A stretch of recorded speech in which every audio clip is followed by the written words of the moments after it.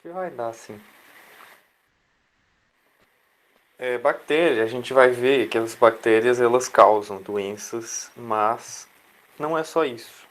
Bactéria é um ser vivo, né? Ela, diferente dos vírus que a gente tinha visto, elas são constituídas por células, por uma célula, ou seja, são unicelulares.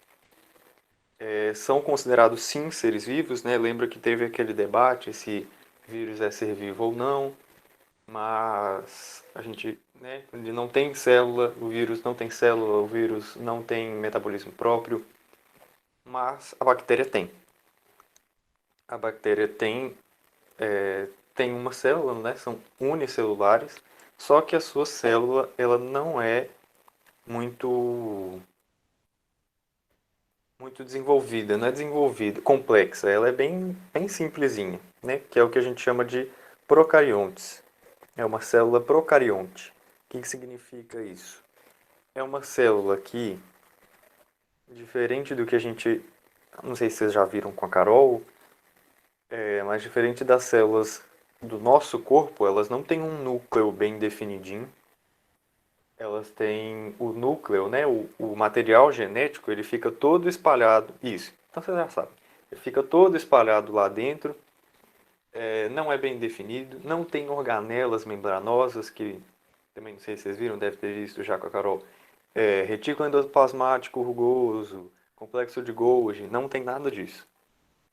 A célula procarionte, que é a célula das bactérias, ela só tem basicamente ali dentro dela o material genético que não está condensado em um núcleo, está espalhado ali dentro, e é, ribossomos, que é o que lê o material genético, né? Lembra daquela metáfora que a gente tinha feito com o vírus também, que o material genético é como se fosse a receita, né? Eu vou usar essa metáfora para explicar mais coisas mais para frente. Mas é como se fosse a receita para fazer a bactéria. Então ele fica ali espalhado e quem lê essa receita é o ribossomo. Só, não tem mais nada lá dentro. Tem lisossomos também, que são células, que são como se fosse uma sacolinha cheia de enzimas feita para poder digerir as coisas que a bactéria conseguir capturar no ambiente. Então, digestão celular é feita pelos lisossomos, e a leitura dessa receita, né, a formação de proteínas é feita pelos ribossomos. Possui, costuma possuir flagelos, mas também não é uma lei. Aqui, nesse slide, vocês estão vendo várias coisinhas aqui, né? Vocês dão para ver, escrito cocos, diplococos, bactéria flagelada, estafilococos, vibriões, esporos bacterianos. São tipos de bactérias. Eu acho, né? Tipo assim, não é tão importante vocês saberem isso aí de cor, tipo, espirilo tem esse formato aí, bacilos tem esse formato que está aí no slide. Acho que isso não é o mais necessário. O mais necessário é você, sei lá, ouvir bacilo, você sabe que está falando de uma bactéria. Você ouvir um streptococcus, diplococcus, coccus, você relacionar, eu lembro disso de aula de bactérias. Porque às vezes eles se referem como o Vibrião colérico, que é uma das bactérias que a gente vai estudar. Vibrião é porque é o formato dele, né? Tem ali, aí no slide tem o vibrião aí, parece um Lzinho, assim, um C. É só isso. É só para vocês poderem se familiarizar, mas não vai cobrar qual é o formato de um vibrião. Acho que isso não é tão interessante vocês saberem, é para vocês se relacionarem mesmo. Plasmídio é uma parte do DNA que ela fica separada do resto do DNA. Embora o DNA fica solto ali dentro da bactéria, ele tá solto, mas está junto, sabe? Ele não está condensado num núcleo, mas ele está ligado entre eles. O plasmídio seria uma porção desse DNA que se separou. Basicamente isso. Tá. Vamos voltar aqui. E o que eu queria falar é sobre a questão das bactérias não serem inimigos estritos da gente.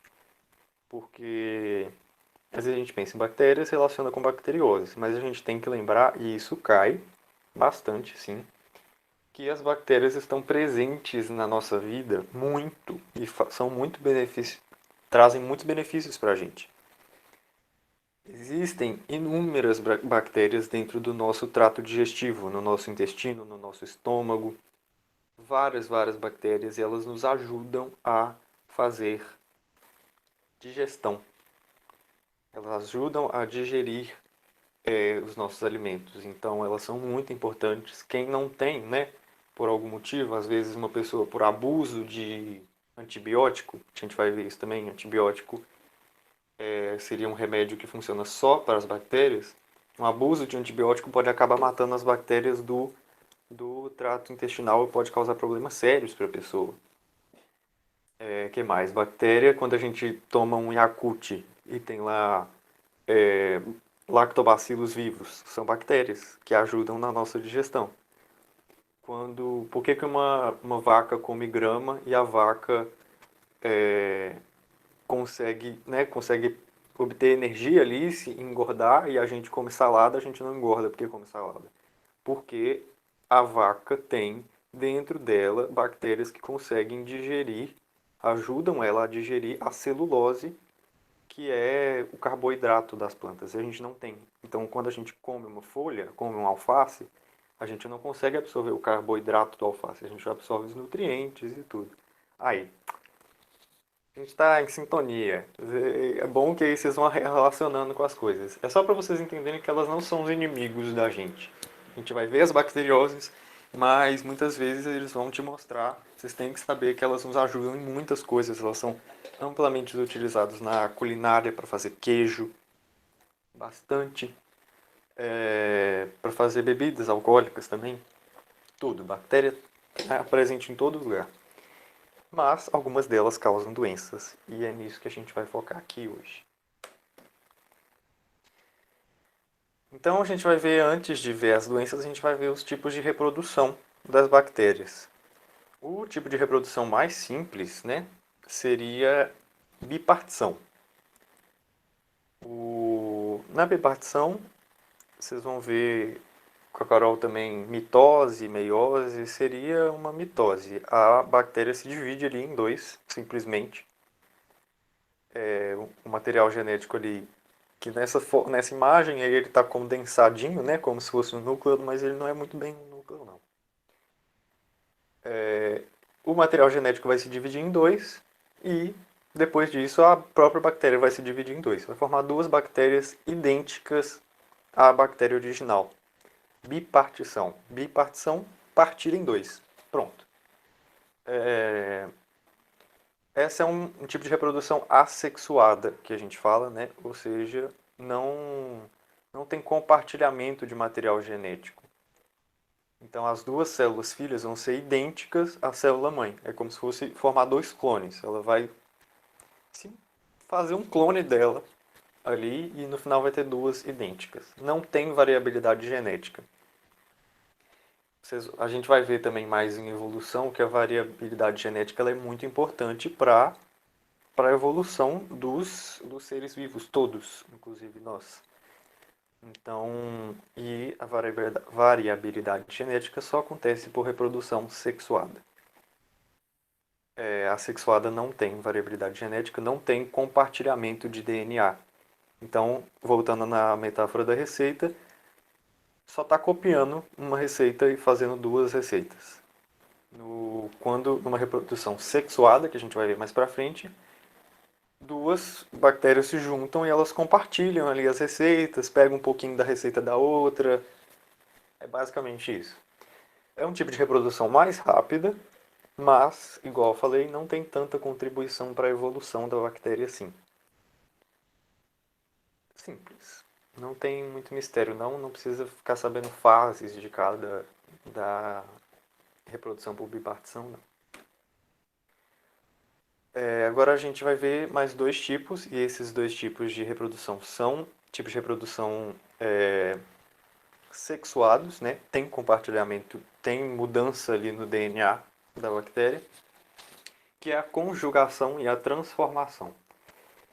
Nessa imagem aí que tem, ela é uma imagem de conjugação. O que que acontece? Duas bactérias se juntam por meio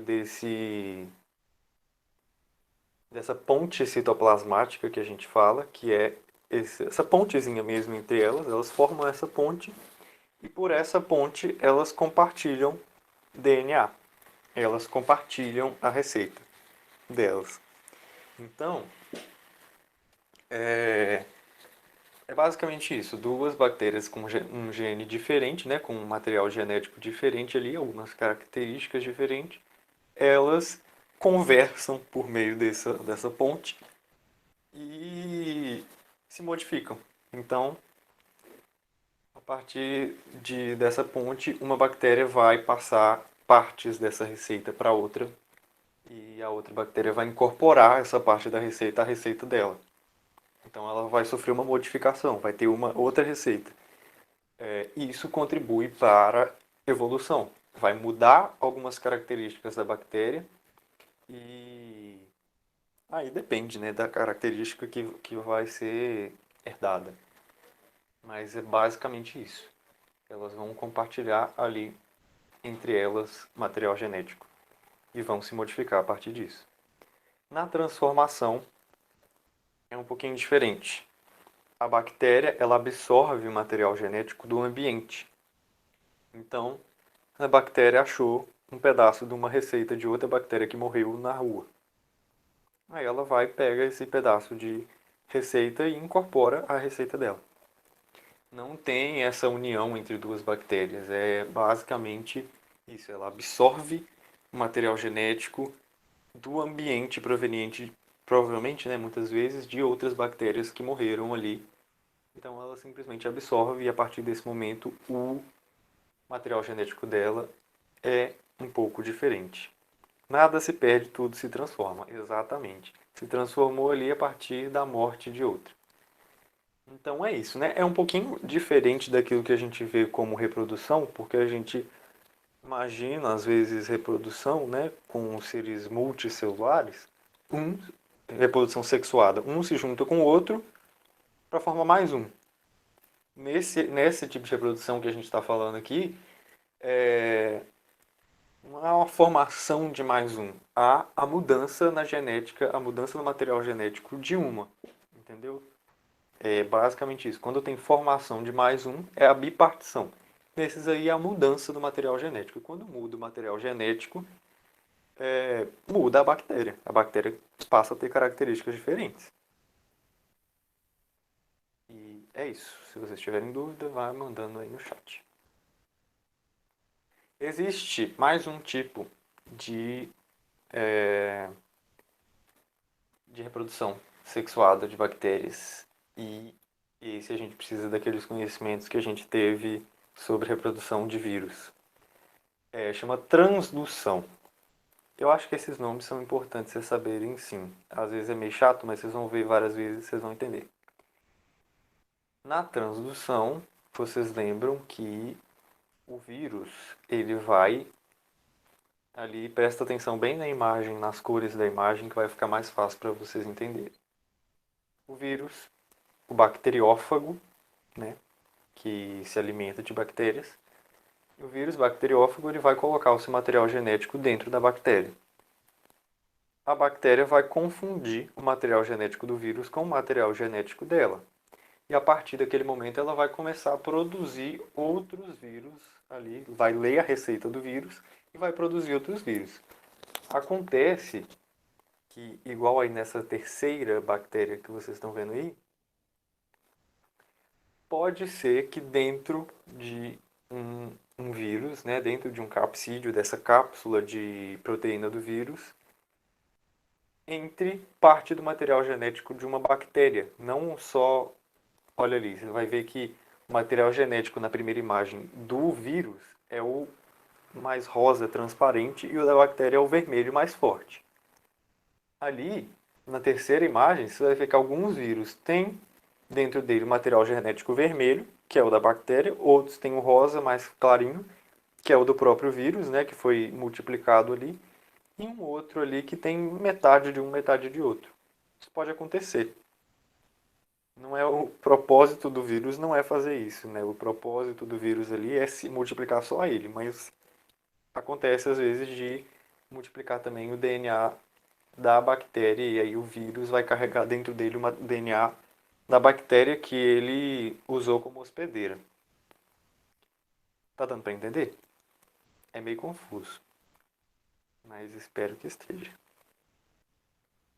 Aí então, esse vírus, com o material genético dessa bactéria, vai penetrar em outra bactéria e vai colocar o material genético dessa bactéria primeira ali numa segunda bactéria.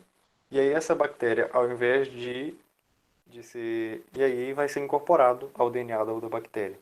Então, então é como se parte do DNA ele vai para outra bactéria, de uma para outra. Ô, meu pai, mudei o trem. Tá atrasado aí para vocês, mas eu mudei sem querer o slide. Ele vai passar, uma bactéria vai passar o material genético para outra bactéria por meio de um vírus. É o que está ali no último quadro ali. Uma bactéria que tem esse DNA azul acaba incorporando o DNA vermelho, que é o da primeira bactéria ali, e, consequentemente, o seu DNA é modificado. É isso. Se vocês estiverem com dúvida, me falem.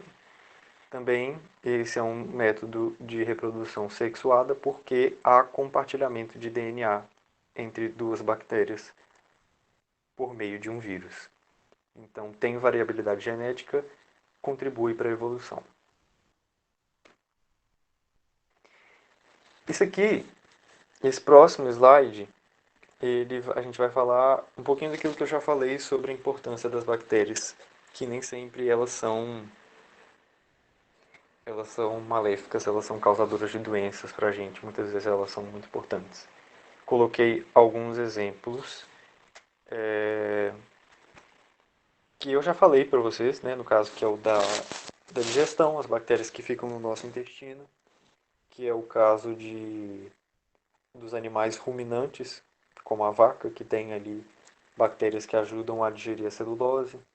Fermento muitas vezes é feito né, fermento biológico por bactérias, ou acho que pode ser fungo também, depende.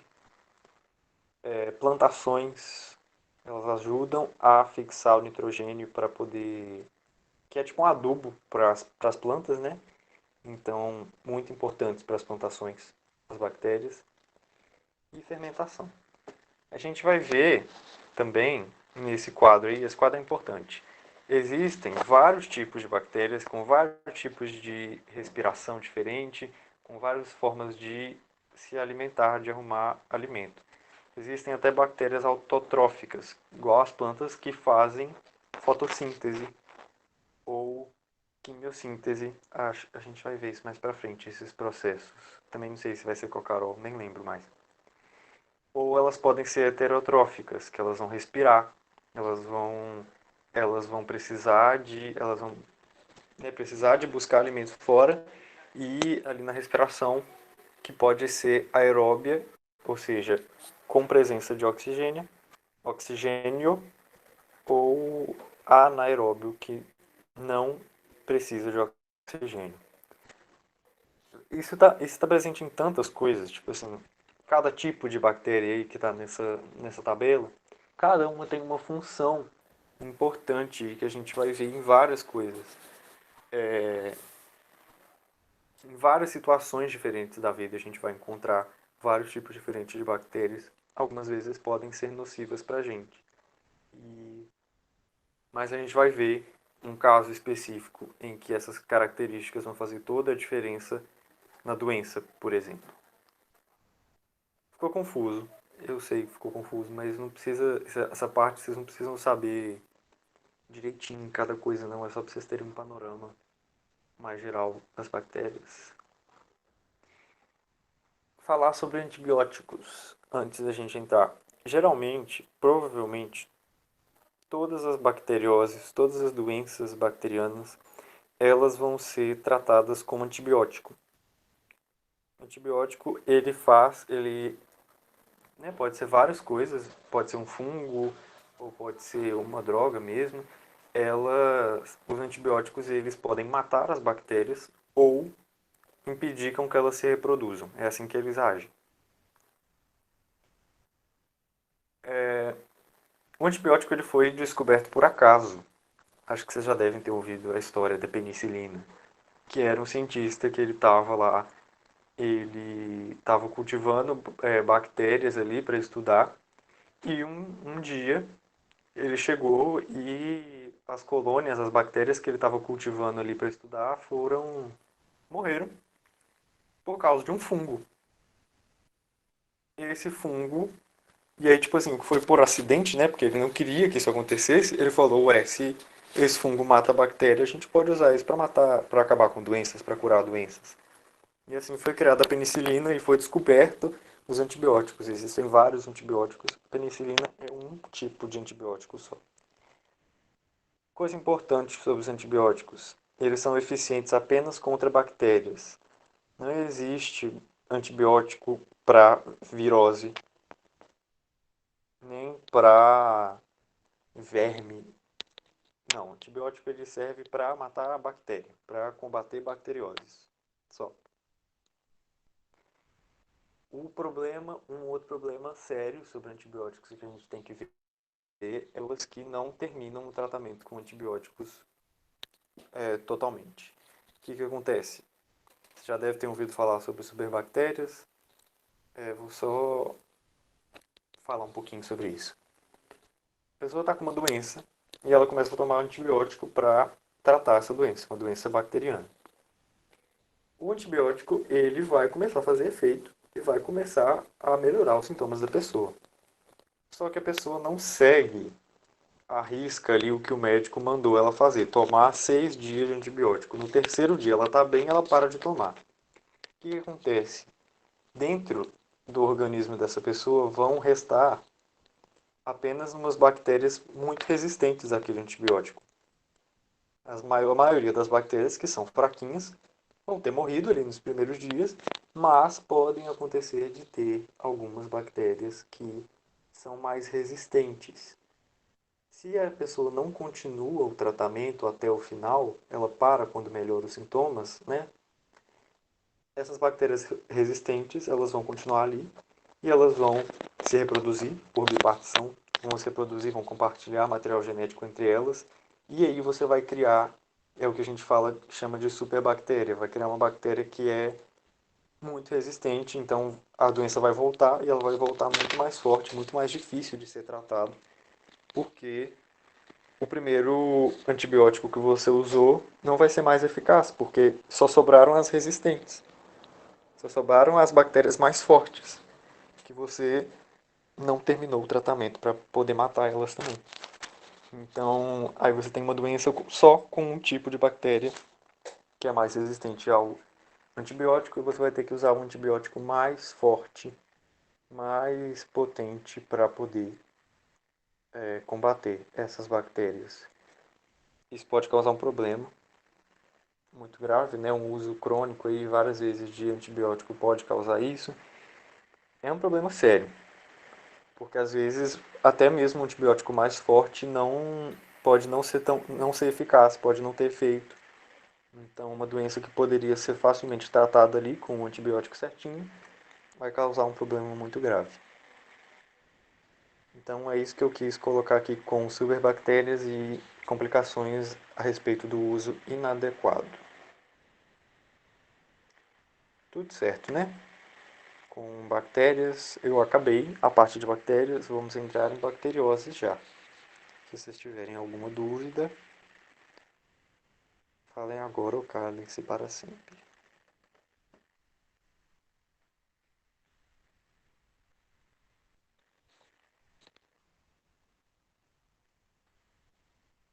Se calaram, então vamos continuar.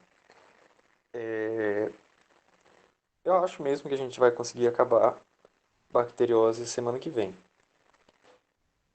E o que eu acho legal de da gente ver, quando a gente vê essas doenças, para a gente poder estudar, não é somente a doença tem esses sintomas, tem essa forma de tratamento, tem essa vacina, mas Enem principalmente e outros vestibulares eles gostam de contextualizar muito as coisas. Eles gostam de juntar literatura com biologia, gostam de fazer você relacionar com o seu cotidiano. Então, essa primeira doença, essa primeira bacteriose que a gente vai ver, ela costuma ser muito relacionada com tudo na vida, porque ela é provavelmente era uma bacteriose que vocês já ouviram falar, né? Não é um mistério para ninguém. Tuberculose, todo mundo conhece. Não é tão comum hoje, mas ainda existe. Era muito comum há pouquíssimo tempo atrás e matava muita gente. Então, geralmente vocês vão ver, eu não lembro agora alguns autores de. Então, um monte de autor literário já morreu por causa de tuberculose. Vocês vão ver com a Isa, né? Isa que tá dando, a Isabela, que está dando literatura para vocês. Provavelmente vocês vão ver sobre isso, sobre vários autores de literatura que morreram por causa de tuberculose. Tem um, tadinho, que ele pegou tuberculose. Eu lembro direitinho disso, eu não sei quem que é. Se vocês virem, se a Isabela falar dele um dia e tal, vocês vão lembrar dessa aula. Mas tem um que eu lembro que ele pegou tuberculose quando ele era jovem e tuberculose era uma sentença de morte, né? Não tinha cura, era uma sentença de morte, ele ia morrer. E ele passou a vida toda esperando o dia que ele ia morrer. Ele, né, ficava muito triste, muito depressivo, se isolava de todo mundo e tal. E acabou que ele viveu muitos, muitos anos com tuberculose e não morreu. Pode acontecer disso. Por quê? Morreu, óbvio que ele morreu, né? Mas depois de muito tempo, não com pouco tempo como se espera. Mas é porque a tuberculose, ela é uma doença oportunista. Ela é uma doença que você pode ter ali o, a bactéria, o bacilo de Koch, que é o nome dela, e não saber e ter ali por alguns tempos, alguns anos, e ela só se manifestar quando você pegar outra doença. O que acontecia, eu lembro que eu falei disso quando eu expliquei sobre AIDS em viroses. A AIDS acaba com o sistema imune da pessoa, né? Então, o corpo da pessoa está fraco, muitas pessoas pegavam AIDS e acabavam morrendo, não de AIDS, mas de tuberculose, porque a pessoa já estava fraca, já estava toda debilitada ali no sistema imune dela, na defesa do corpo dela. Então, a tuberculose, né, se aproveita dessa fraqueza, se aproveita dessa fragilidade e acaba se fortalecendo, né, acaba causando mesmo a doença e pode ser muito grave. A gente vê que a transmissão é feita pela fala, tosse, espirro, então pelas vias aéreas, né, chegar perto de uma pessoa que tem tuberculose, só pelo respirar ali perto, com a pessoa tosse, espirra, mesmo falando ali, pode soltar essa bactéria no ar e você pode inspirar ela. Então, transmissão pelas vias aéreas, né? Eu coloquei aqui fala, tosse, espirro, mas é vias aéreas. Sintomas: tosse, muito forte, febre, falta de ar, cansaço. É uma doença que ataca os pulmões, né? Igual tá aí na imagem. Então, tudo relacionado a problema no pulmão, falta de ar, tosse, cansaço, a pessoa não consegue oxigênio suficiente, febre, emagrecimento, hemoptise. Alguém sabe o que é hemoptise? Alguém pode me falar o que é hemoptise?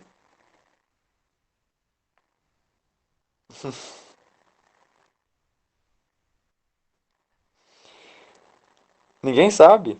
Achei que vocês iam saber, mas tá. É, é um nome mais dificinho mesmo, ele é mais usado, né, na medicina e tudo, mas eu coloquei pra vocês, porque se às vezes aparece, vocês já sabem que vocês já ouviram em algum lugar, né? Mas tá, hemoptise significa hemo, geralmente a palavra, esse prefixo, né, hemo, ele vem de sangue, hemácia, sei lá. Hemo geralmente vem de sangue. Hemoptise é tosse com sangue. A pessoa tosse sangue, né? Isso é em estágios bem avançados da doença, já quando está muito grave, a pessoa acaba tossindo sangue, pode até tossir partes do pulmão, é bem grave, né? Isso bem avançado da doença já. É uma doença muito grave. Sobre a hemoptise também, relacionando mais uma vez com algo que vocês podem conhecer, várias, como eu falei, já viu em um filme, né? Isso é muito comum, pois é, sempre morre. Quando tem hemoptise é porque está muito grave. É, cara, Santa Terezinha, muito famosa, morreu de tuberculose. E no próprio livro dela, se eu não me engano, ela narra desse dia que ela, da primeira vez que ela tossiu sangue, né? Então, no livro da biografia dela, né? Ela tem uma autobiografia que ela escreveu e ela narra disso, dessa primeira vez que ela tossiu sangue. E aí ela sabia que ela estava com tuberculose, que ela estava para morrer. E morreu mesmo, depois de pouco tempo, com 24 anos. Para vocês verem aí, era uma doença que matava a pessoa muito jovem. A pessoa era uma sentença de morte praticamente, né? Há pouco tempo. E hoje temos antibióticos muito eficazes para tratar tuberculose. Embora seja uma doença grave, ela é tratável hoje. E existe vacina. Se existe vacina, então tá tudo bem. A vacina chama BCG. A gente toma ela quando a gente é criança, quando a gente é bebê. Provavelmente vocês nem lembram, né? Imagino. Mas é uma vacina famosa. Tem lá no meu cartão de vacina. Eu acho que é. Eu não tenho certeza, mas eu acho que é a que deixa a marquinha. Pode ser que não. Tem que ver isso. Mas aula que vem eu confirmo e trago pra você se é a que deixa a marquinha. Mas a gente toma ela quando a gente é bem criancinha. Porque, né? Doença muito grave. E então, quando a gente já é criança, já lá na maternidade, já nos primeiros anos de vida, já tomamos essa vacina. A BCG também, ela é uma vacina contra outras doenças também. A gente vai ver quais são. Não é só contra a tuberculose. Então, próxima doença, né? Eu coloquei 3 estrelas para tuberculose, mas eu acho que eu poderia ter colocado 4. Subestimei ela. Principalmente por causa dessa relação com literatura, muitos escritos de tuberculose, muitos autores morreram muito jovens por causa de tuberculose. Eu tinha colocado 3 exatamente porque tem vacina hoje, então não é um problema tão grave mais e porque tem tratamento. Mas eu acho que por essa relação aí com a literatura mesmo, talvez vocês devam dar mais atenção para ela. Hanseníase.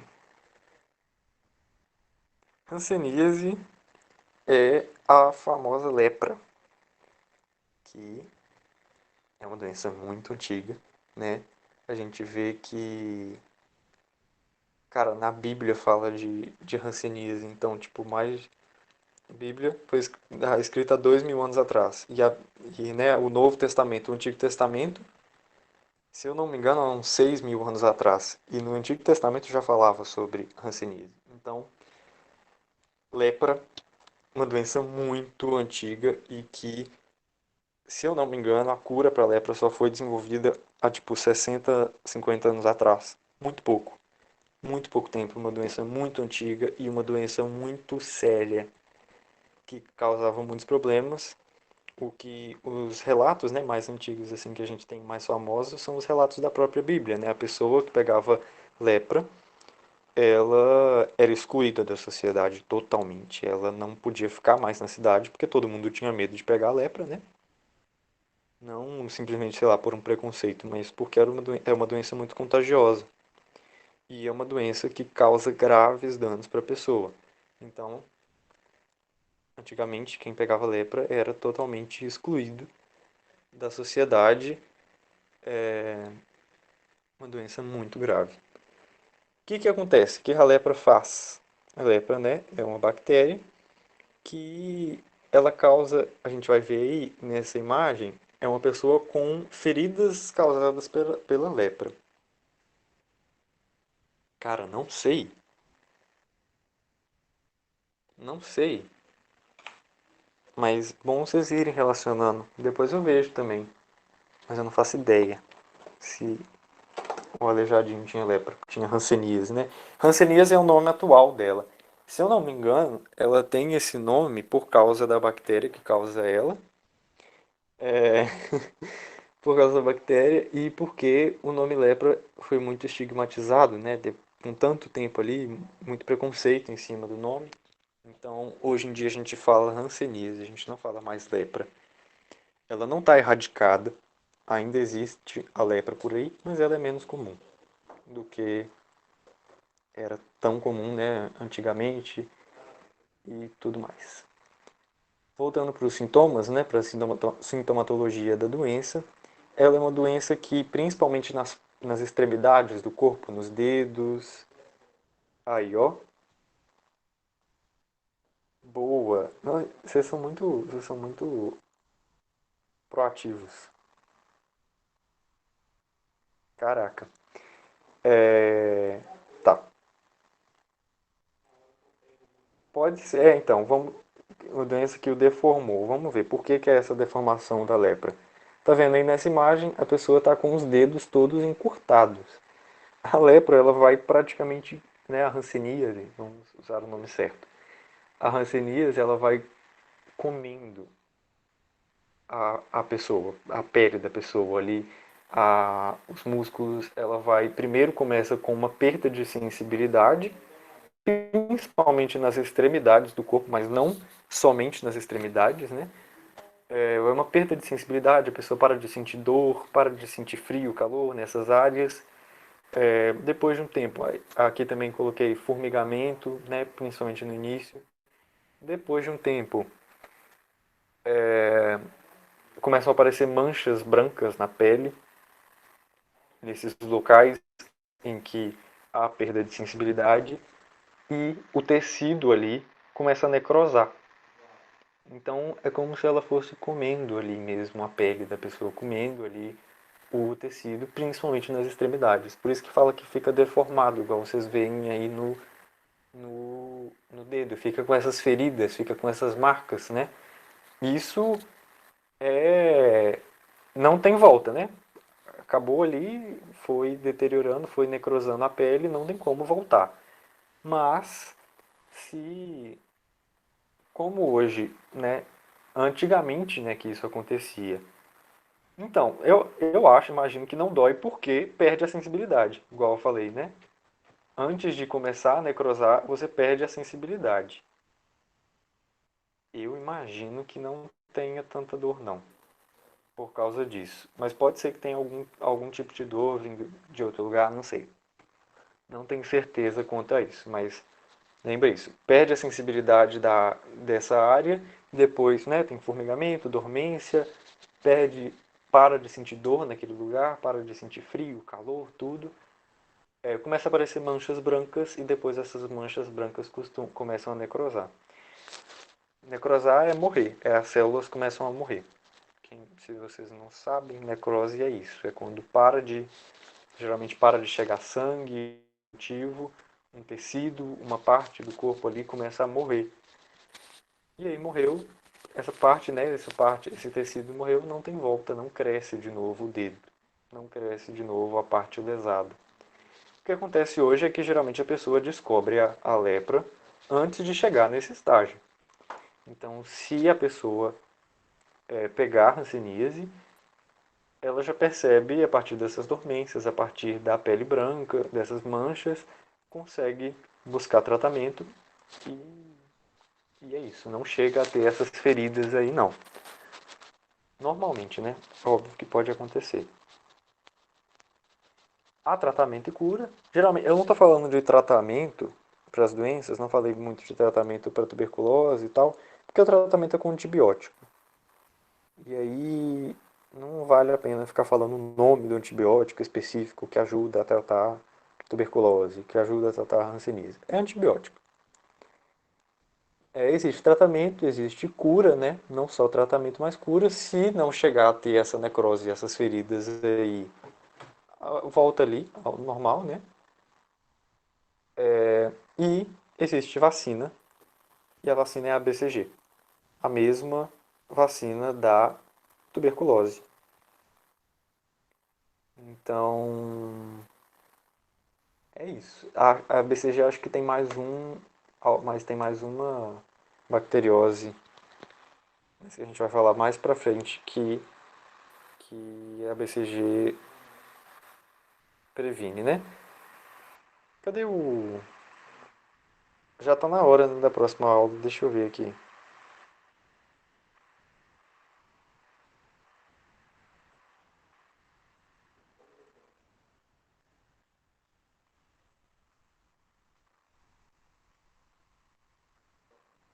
Ué, enquanto o Guilherme não chega, vou falar da próxima doença então, pra gente poder adiantar um pouquinho, já que a gente também atrasou um pouquinho.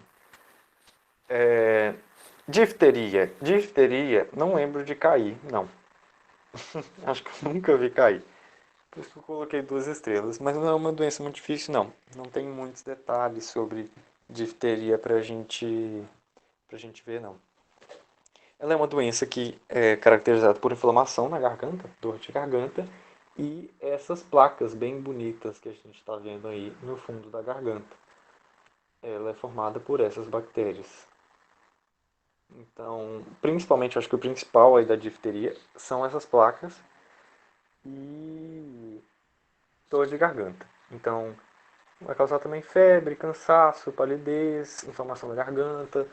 Pode chegar a um nível em que a garganta fica muito inflamada e pode fechar.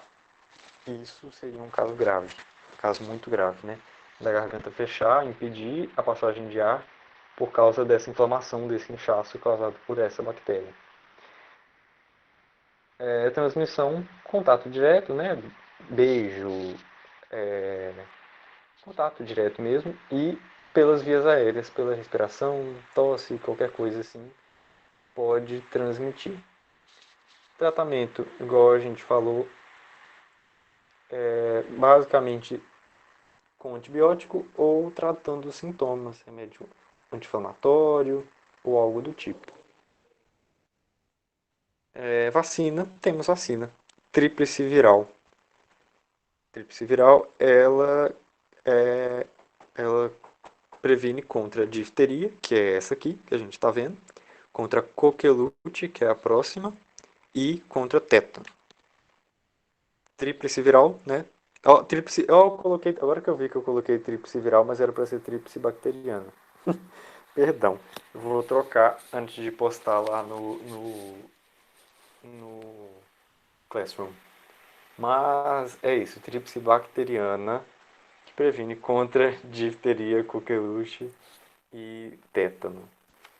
Vamos ver difteria, coqueluche e tétano, coqueluche e tétano nas próximas aulas.